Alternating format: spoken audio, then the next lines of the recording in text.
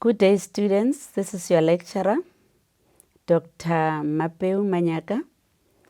I'm pleased to share Assessment 1 with you for Teaching Practice Level 4 because this is a very important assessment that happens at the beginning of the year. And remember, when we say assessment, we are referring to assignment, but on your system, you'll find it as assessment.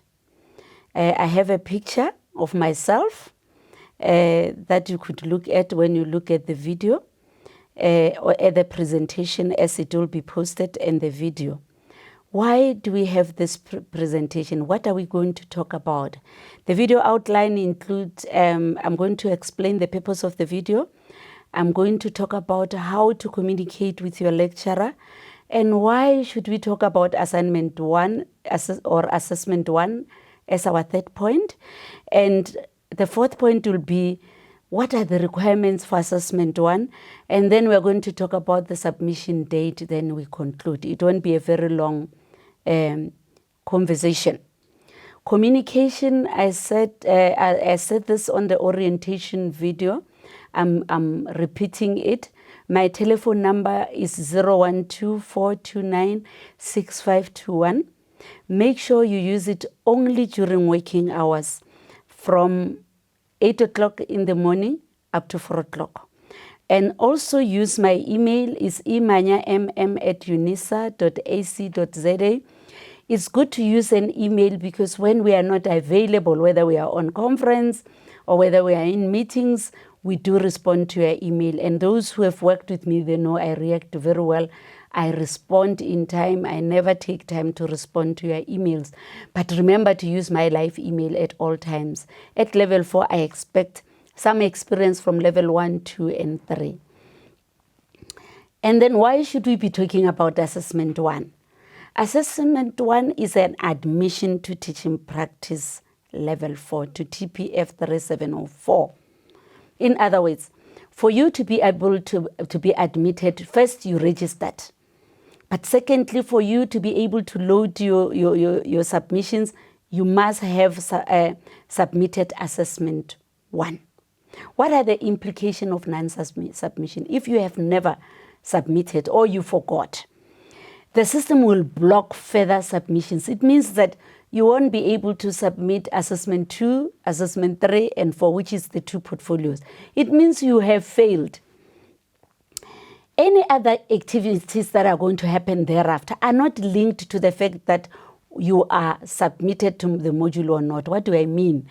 If you have not submitted assessment 1, it doesn't talk to the teaching practice office process. You will still be able to apply for placement. You'll still be able to get your confirmation letter. You'll still be able to be supervised. Don't come at the end of the year to say, if I cannot submit, what did I waste time and allow supervision? Why didn't teaching practice office tell me? These are 2 different processes. Teaching practice office deal with the administration part. We deal with content-related issues. So teaching practice will continue to do what they do. If you did not submit assessment 1, when you try to submit others, it will still block you, despite the fact that you've got all the required documents. I hope I'm clear. Also, assessment 1 contributes to 10% towards your year mark. We used to have assessment 2 as in assignment 2. I think you remember from level 1, 2, and 3, those who went progressively, that your assessment 2 was accounting to 20% of year mark. But now we wanted to be fair. Assessment 1 will contribute 10%. Assessment 2 will contribute 10%. I'll talk more about assessment 2 in the next video. What are the requirements? What do we need to find? What is required in assessment 1? You are required to have 2 documents. It's the school information form, is the proof of placement. The school information form, the contents are linked to your placement form. In other words, immediately after registration, you must make sure that you find a school, and you must be able to find a school as soon as possible. You go to the principal, you fill all the required forms. That information is also going to be needed for you when you complete your assessment 1. And also that information, the confirmation form, is also going to go to both assessment 1 and assessment 2. But remember, when you submit assessment 1, it doesn't mean you have been able to do your DSAR and you will get your placement form. These are two different things. You've got assessment 1, you've got placement process. Assessment 1 is not an application for placement. It comes to us lecturers. Placement will go to teaching practice office. So I'm going to share with you the school information form, which is what you're going to fill in. I'm just going to share the assessment 1 so that we look at the kind of information that you're going to require. Because some of you still write emails and say, what do I write on this? While it's there on Moodle assessment. And guys, at level 4, I expect more. You are ready to be a teacher. Please be exemplary to the other students. The school information form has the following. I'll just browse on other things. The first part, you are going to put administrative issues like a module form, like your details, your province student number, your My Life email. This is about you. It's your information and your contact details. You'll have to answer whether you are permanently employed or not. We need that information. That's what we expect from assessment 1. And then the second section is the principal's name, the principal, mentor, and school details, the principal's name and surname, and then you're going to indicate the dates. Because remember, for teaching practice level 4, you are doing foundation phase in full, and foundation phase means grade R to grade 3. So you're going to fill in the name of the school, the address, the province, the telephone of the school, the email address. If it's not there, you just write not applicable. Then the principal's name, signature, name of mentor, and signature of mentor. Do not do cut and paste. Don't go to another form where if you're doing more to teaching practice and do cut and paste, we're going to fail. We won't mark it. We want original. And don't try to fill in the forms for the principal, maybe a date or anything. Let them fill it and in full, and a school stamp. It's also your responsibility to make sure that the school stamp has dates and authentic dates. What are authentic dates? It means it must have a date, a month, and a year. Because when we are audited, I cannot stop saying this, that information, it makes it possible for the auditors to see that you did your teaching practice at the year that you were registered. I hope I'm very clear. Let's talk about proof of placement. Proof of placement, you get it through the teaching practice process. You're going to be provided a link, and all that information is in tutorial 102. From that link, you're going to fill in the details of the school where you want to go, all that information. Then you'll get a confirmation letter. Some of you attach a DSAR form. We're going to give you 0.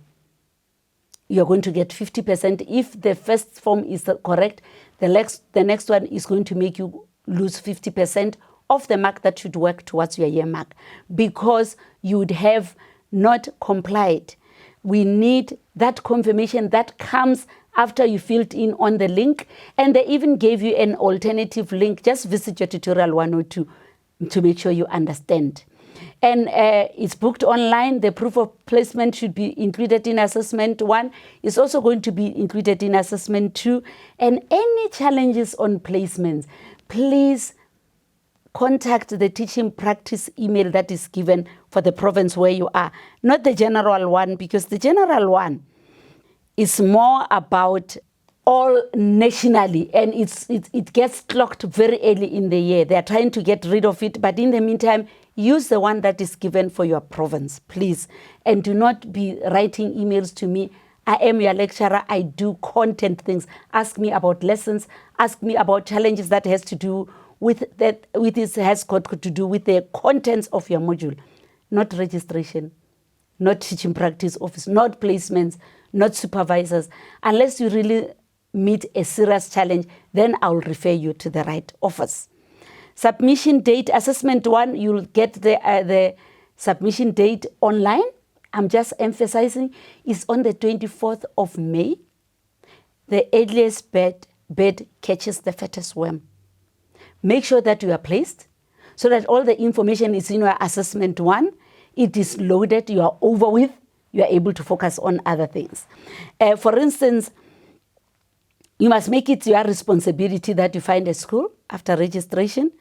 Others are saying, I did not submit it because I only got a school in July. We are not going to count that. Make sure you submit this assessment on or before the due date and look at the time.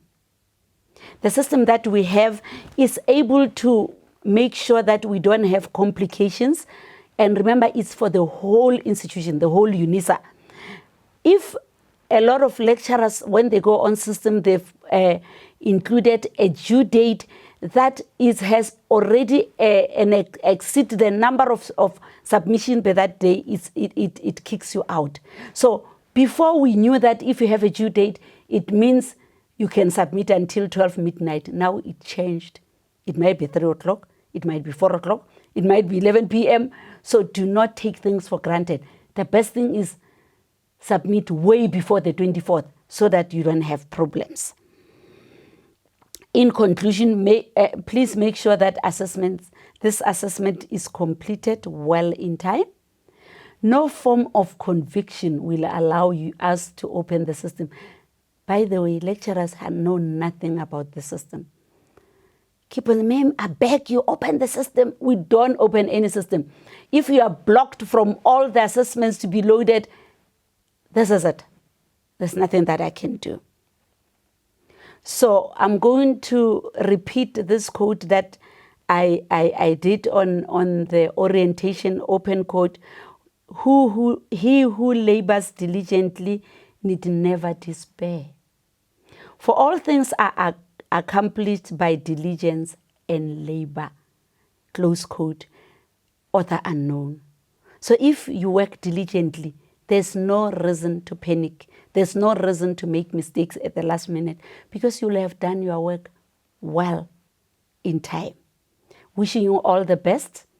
You are now my colleagues. Come 2024, I'll be calling you colleagues. Thank you.